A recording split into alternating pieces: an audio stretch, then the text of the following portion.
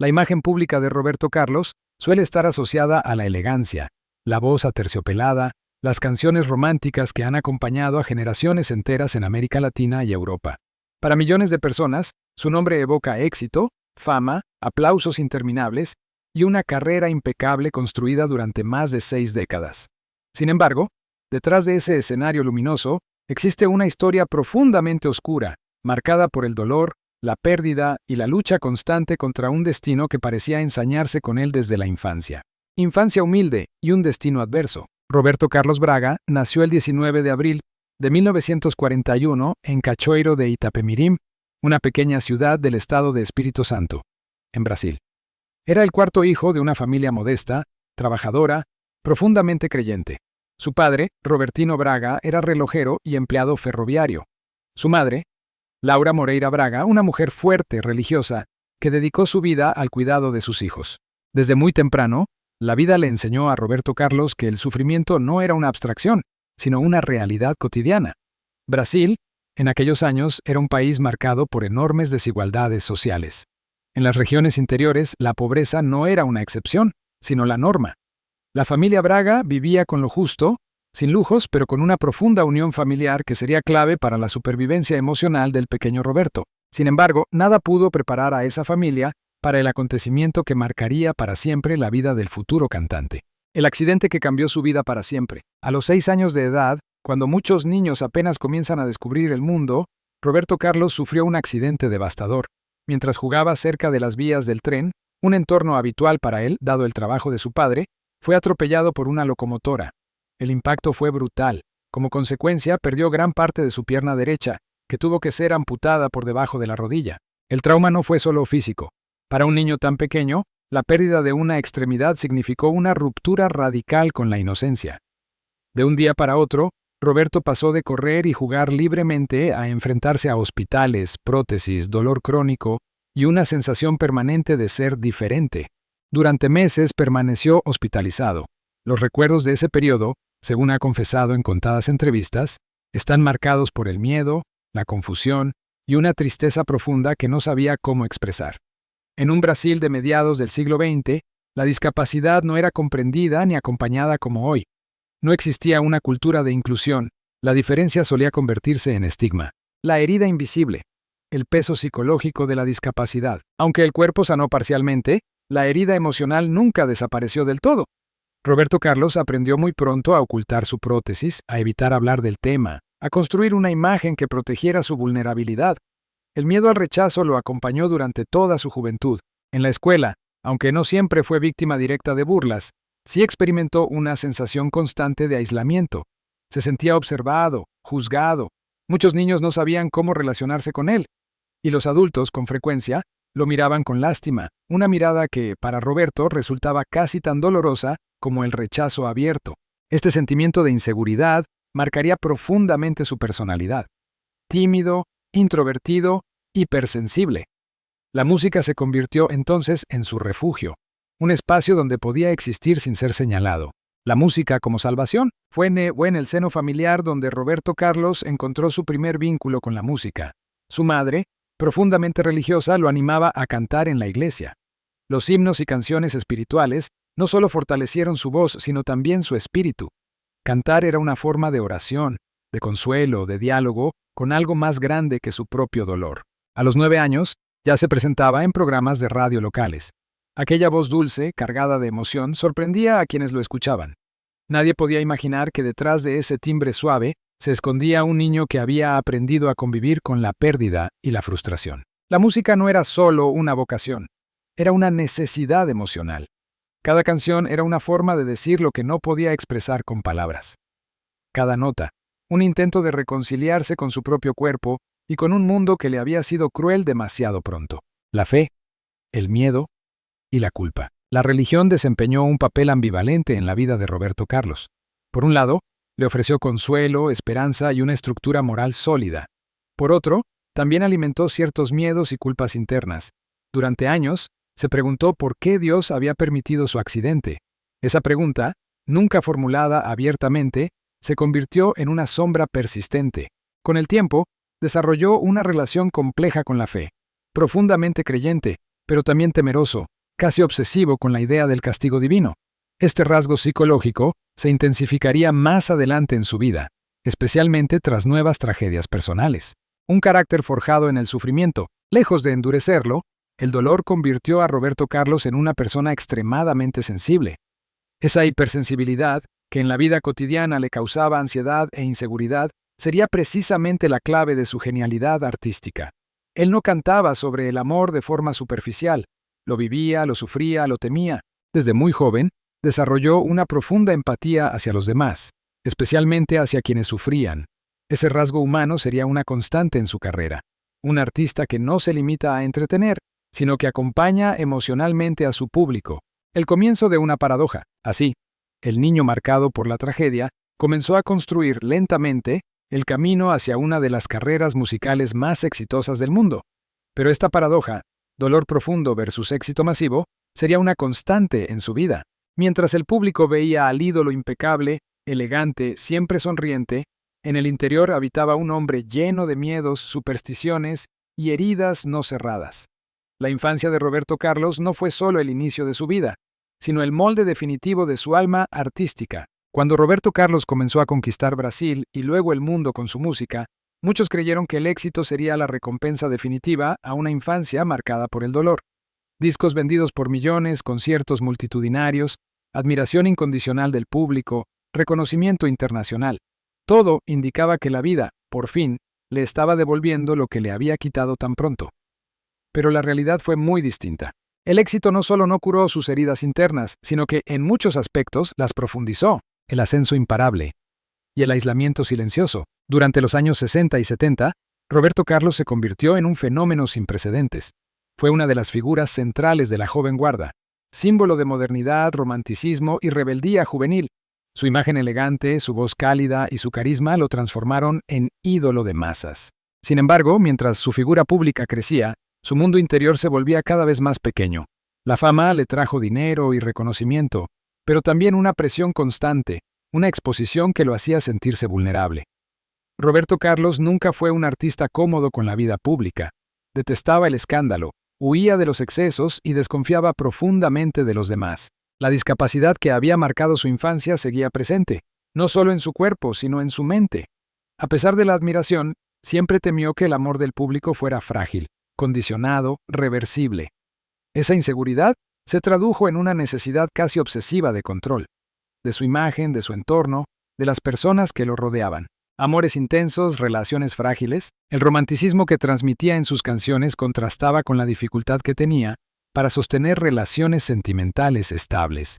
Roberto Carlos amaba intensamente, pero también temía perder. Ese miedo lo llevaba muchas veces a relaciones marcadas por la dependencia emocional y la ansiedad. Se enamoraba con facilidad, pero sufría con igual intensidad. Cada ruptura era vivida como una confirmación de sus temores más profundos. No ser suficiente, no ser digno de un amor duradero. La fama, lejos de facilitarle la vida amorosa, la complicó aún más. ¿Quién lo amaba por lo que era y quién por lo que representaba? Ese interrogante lo acompañó siempre. La tragedia más devastadora, la muerte de su esposa. En 1996, Roberto Carlos sufrió uno de los golpes más duros de su vida adulta, la muerte de su esposa, María Rita, víctima de cáncer. Ella había sido una figura central en su vida emocional, un refugio de estabilidad y comprensión. La enfermedad fue larga, dolorosa, desgastante. Roberto Carlos la acompañó en cada etapa, aferrándose a la fe, esperando un milagro que nunca llegó. Cuando finalmente murió, algo se quebró definitivamente en él. La pérdida no solo fue amorosa, sino existencial. María Rita representaba la posibilidad de una vida normal, lejos del ruido de la fama. Con su muerte, volvió a instalarse esa sensación de desamparo que había conocido de niño en el hospital. Durante meses, el artista se encerró en sí mismo. Continuó trabajando, grabando, presentándose en público, pero lo hacía como un hombre que funciona por inercia. El escenario se convirtió en una máscara. Cantaba al amor mientras, por dentro, estaba devastado. La muerte de su hijo. Un dolor imposible de nombrar. Si la muerte de su esposa fue un golpe brutal, la pérdida de su hijo Dudu Braga, años después, fue una herida imposible de cerrar. Aunque este acontecimiento pertenece a una etapa más tardía de su vida, sus raíces emocionales se remontan a este periodo de fragilidad acumulada. Roberto Carlos siempre fue un padre profundamente involucrado, protector hasta el extremo. En sus hijos volcó tanto amor como miedo. Temía perderlos. Temía que el destino volviera a ser cruel. Ese temor, desgraciadamente, no era infundado. La muerte de un hijo no se supera. Se aprende apenas a sobrevivir. Y en Roberto Carlos, ese dolor reactivó todos los traumas anteriores.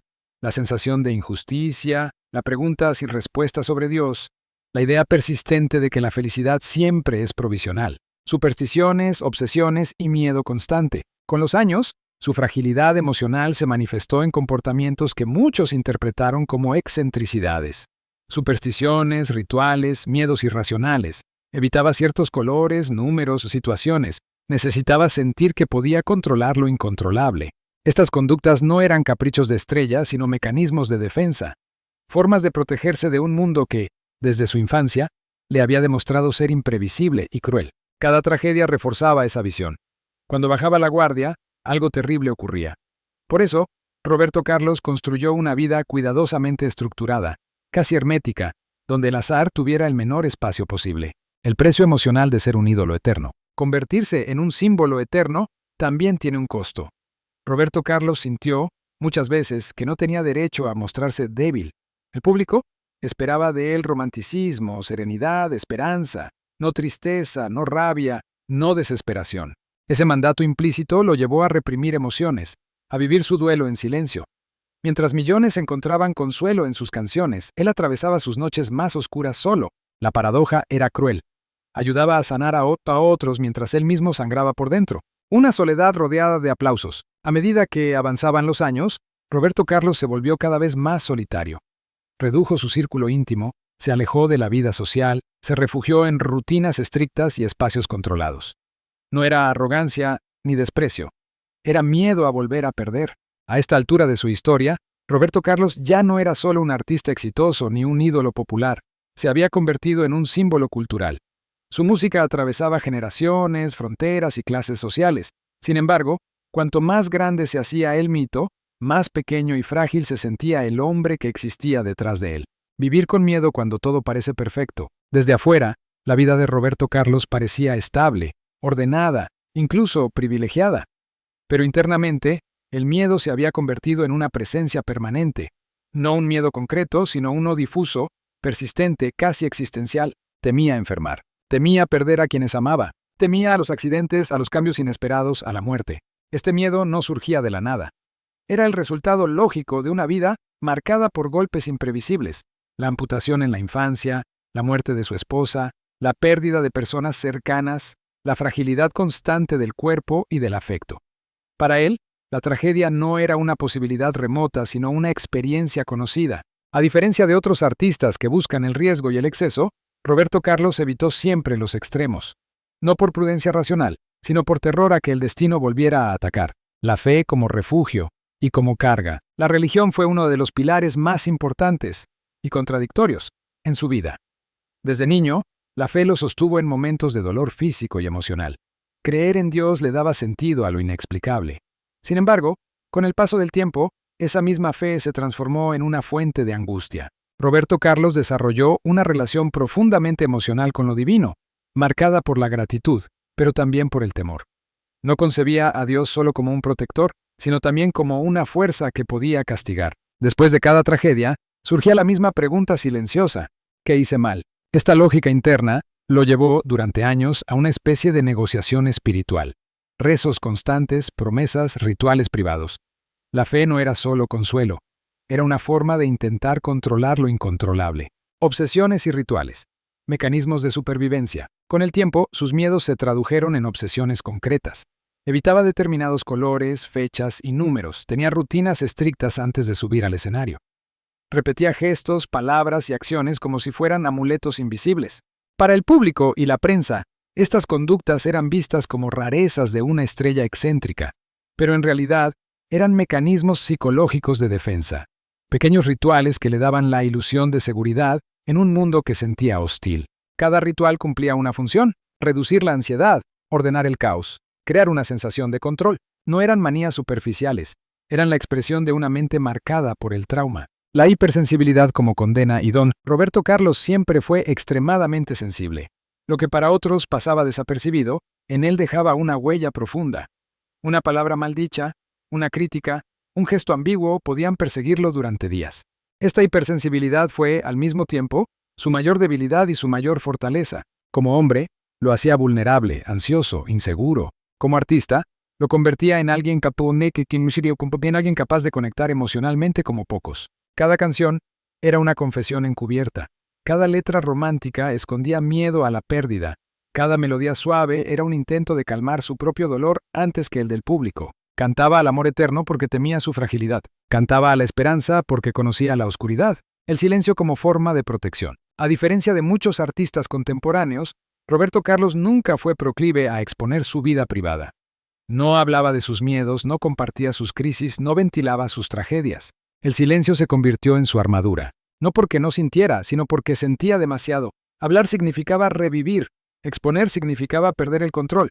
Por eso, eligió callar, incluso cuando el dolor era insoportable. Este silencio contribuyó a construir una imagen pública serena, casi inalterable. Pero también profundizó su soledad. Pocas personas conocían realmente lo que ocurría en su interior. La soledad del ídolo eterno. Ser el Roberto Carlos implicaba una responsabilidad emocional enorme. Millones de personas proyectaban en él sus propios sentimientos, amor, nostalgia, consuelo. Él lo sabía, y sentía que no podía fallarles. Ese peso simbólico lo llevó a reprimir aún más su humanidad. No podía permitirse el colapso, la debilidad pública, el quiebre visible. Tenía que seguir siendo el mismo, año tras año, canción tras canción. Así nació una soledad particular, rodeado de gente, admirado por multitudes, pero emocionalmente aislado. Seguir adelante como acto de resistencia. A pesar de todo, o quizás por todo, Roberto Carlos nunca dejó de crear. La música se mantuvo como su último refugio, su razón para levantarse cada mañana. No cantaba porque fuera fácil, sino porque era la única forma que conocía de sobrevivir. Seguir adelante no fue una elección optimista, sino un acto de resistencia. Una manera de decirle al destino que, aunque golpeara una y otra vez, no lograría silenciarlo. Al llegar al final de este recorrido, una verdad se vuelve imposible de ignorar. La vida de Roberto Carlos no fue simplemente la historia de un artista exitoso, sino la de un hombre que aprendió a convivir con el dolor sin dejar que lo destruyera por completo. No lo venció, no lo superó, pero logró algo quizás más difícil: transformarlo en legado, la madurez. Cuando el dolor deja de gritar, pero nunca se va. Con el paso de los años, Roberto Carlos entró en una etapa distinta de su vida. No más serenos golpes iniciales ni ascensos vertiginosos. Llegó la madurez, ese territorio ambiguo donde el dolor ya no grita, pero permanece, donde las heridas no sangran, pero duelen al tocarlas. A diferencia de otros artistas que envejecen luchando contra el tiempo, él aceptó lentamente su fragilidad. No con resignación, sino con una forma silenciosa de lucidez. Entendió que no podía borrar su historia, pero sí convivir con ella sin huir constantemente. Sus canciones comenzaron a reflejar esa transformación. Menos idealización, más introspección, menos promesas eternas, más melancolía consciente. No era un abandono del romanticismo, sino una versión más honesta, más humana. El escenario como último hogar, si algo se mantuvo inalterable a lo largo de su vida, fue su relación con el escenario. Allí, Roberto Carlos seguía siendo completo. No mutilado, no roto, no asustado. Solo allí podía existir sin miedo. Cada concierto se convirtió en un ritual colectivo. Para el público era nostalgia, amor, recuerdos. Para él era pertenencia, una prueba de que, a pesar de todo, seguía siendo aceptado, querido, necesario. No cantaba desde la euforia, sino desde la comunión, desde la idea de que su dolor no había sido en vano si servía para acompañar el de otros. El hombre que nunca dejó de sentir culpa. Incluso en la cima de su legado, Roberto Carlos nunca se liberó del todo de la culpa. Culpa por haber sobrevivido cuando otros no. Culpa por seguir cantando sobre el amor después de haber perdido tanto. Culpa, incluso por ser feliz en pequeños momentos. Esta culpa no lo paralizó, pero sí lo volvió aún más introspectivo. Lo llevó a una vida cada vez más austera emocionalmente, más cerrada, más silenciosa. No buscaba ya la felicidad plena, quizás nunca creyó en ella, sino momentos de calma, instantes donde el miedo aflojara su control. La muerte como presencia constante. A diferencia de muchos artistas que evitan el tema, Roberto Carlos siempre convivió con la idea de la muerte, no como morbo, sino como conciencia. La sentía cerca desde niño, desde el hospital, desde cada pérdida. Esa cercanía lo hizo más humano y, paradójicamente, más comprensivo. Sus canciones no prometen inmortalidad real, sino permanencia emocional. No dicen nunca morirás, ¿no? Sino no estarás solo mientras vivas. Esa diferencia es fundamental para entender su impacto. Un legado construido desde la herida. El verdadero legado de Roberto Carlos no se mide solo en discos vendidos o premios recibidos. Se mide en cartas, testimonios, historias anónimas de personas que encontraron consuelo en su voz durante una noche oscura. Personas que no se sentían comprendidas por nadie, pero sí por una canción. Personas que lloraron una pérdida, un amor roto, una enfermedad escuchándolo. Sin proponérselo explícitamente, Roberto Carlos se convirtió en un acompañante emocional colectivo. Alguien que no ofrecía soluciones, sino compañía. El precio invisible de consolar al mundo. Pero ese rol tuvo un precio altísimo. Mientras millones sanaban, él cargaba con su propio peso emocional casi en soledad. Nunca se permitió descansar del todo, nunca se dio el lujo de quebrarse públicamente. Fue fuerte porque no se permitió ser débil. Fue constante porque temía detenerse. Fue eterno porque el silencio le daba miedo. Esta es la parte de la historia que rara vez se cuenta. Una vida más oscura, pero más verdadera. La vida de Roberto Carlos fue, efectivamente, mucho más dolorosa de lo que imaginamos. No por falta de amor, sino por exceso de pérdida. No por ausencia de fe, sino por una fe atravesada por el miedo. No por debilidad, sino por una sensibilidad extrema en un mundo poco amable con ella. Y sin embargo, su historia no es trágica en el sentido clásico. Es profundamente humana. No es la historia de un hombre que venció al dolor, sino de uno que aprendió a vivir con él y a transformarlo en algo útil para otros. Ese es su verdadero triunfo. Ese es su legado.